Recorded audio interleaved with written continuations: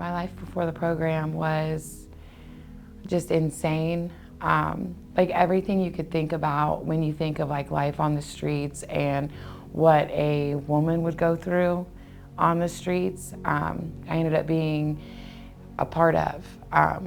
Selling myself for the last of anything, allowing just anybody to treat me anyway, lying, stealing, in and out of jails. I was that person that you would probably walk across the street to avoid.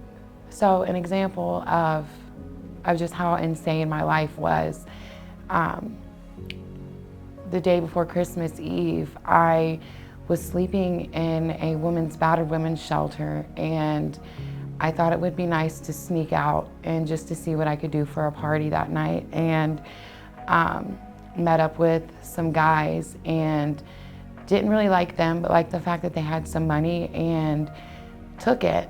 And they drove around and found me, and one of the guys popped out of the van and started choking me, and as he was choking me, he was dragging me to the bushes to throw my body.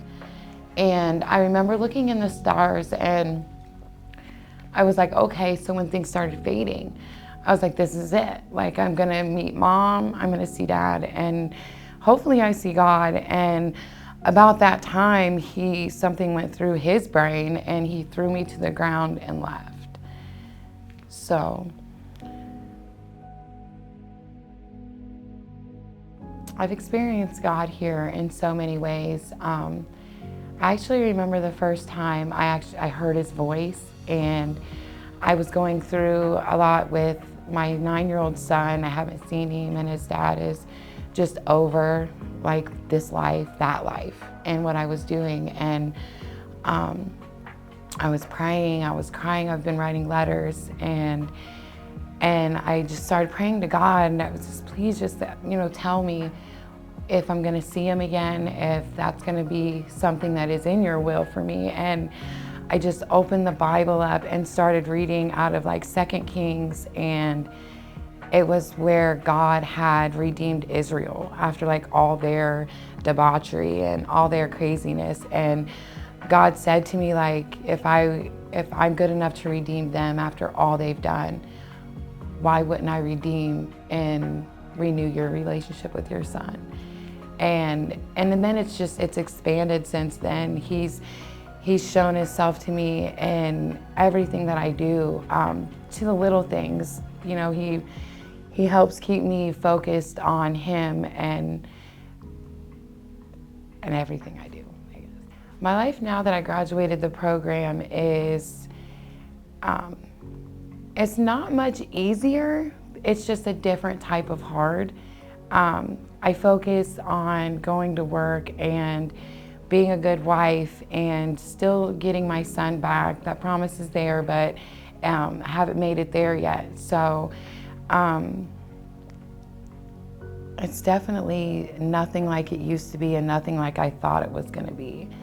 I get to wake up every day and go to work, and I'm just building my life. There's ministry involved now with kids, which is completely insane that the kids respond to me like they do. It's awesome. It's just an awesome experience to be here.